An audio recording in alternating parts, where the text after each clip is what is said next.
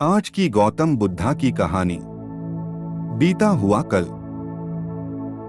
भगवान बुद्धा एक गांव में उपदेश दे रहे थे। उन्होंने कहा कि हर किसी को धरती माता की तरह सहनशील तथा क्षमाशील होना चाहिए। क्रोध ऐसी आग है जिसमें क्रोध करने वाला दूसरों को जलाएगा तथा खुद भी जल जाएगा। सभा में सभी शांति से बुद्ध की वाणी सुन रहे थे, लेकिन वहां स्वभाव से ही अतिक्रोधी एक ऐसा व्यक्ति भी बैठा हुआ था जिसे ये सारी बातें बेतुकी लग रही थी। वह कुछ देर ये सब सुनता रहा, फिर अचानक ही आग बबूला होकर बोलने लगा, तुम पाखंडी हो। बड़ी बड़ी बातें करना यही तुम्हारा काम है। तुम लोगों को भ्रमित कर रहे हो। तुम्हारी ये बातें आज के समय में कोई मायने नहीं रखती। ऐसे कई कटु वचनों सुनकर भी बुद्ध शांत रहे।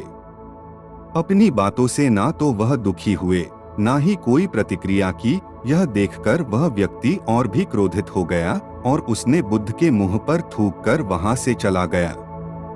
अगले दिन जब उस व्यक्ति का क्रोध शांत हुआ तो उसे अपने बुरे व्यवहार के कारण पछतावे की आग में जलने लगा और वह उन्हें ढूंढते हुए उसी स्थान पर पहुंचा। पर बुद्ध कहाँ मिलते, वह तो अपने शिष्यों के साथ पास वाले एक अन्य गांव निकल चुके थे। व्यक्ति ने बुद्ध के बारे में लोगों से पूछा और ढूंढते ढूंढते जहां बुद्ध प्रवचन दे रहे थे वहां पहुंच गया।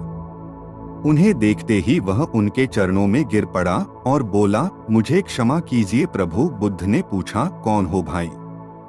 तुम्हें क्या हुआ है? क्यों क्षमा मांग रहे हो? उसने कहा, क्या आप भूल गए?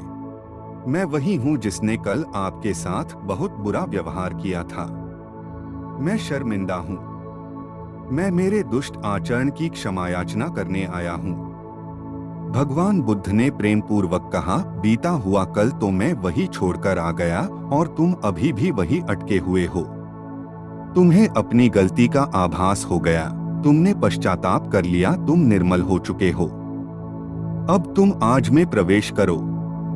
बुरी बातें तथा बुरी घटनाएं याद करते रहने से वर्तमान और भविष्य दोनों बिगड़ते जाते हैं।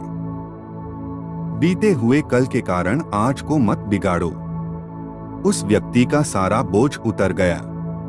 उसने भगवान बुद्ध के चरणों में पड़कर क्रोध त्याग का तथा क्षमाशीलता का संकल्प लिया। बुद्ध ने उसके मस्तिष्क पर आशीष का हाथ रखा। उस दिन से उसमें परिवर्तन आ गया और उसके जीवन में सत्य, प्रेम व करुणा की धारा बहने लगी। मित्रों, बहुत बार हम भूत में की गई किसी गलती के बारे में सोचकर बार बार दुखी होते और खुद को कोसते हैं। हमें ऐसा कभी नहीं करना चाहिए।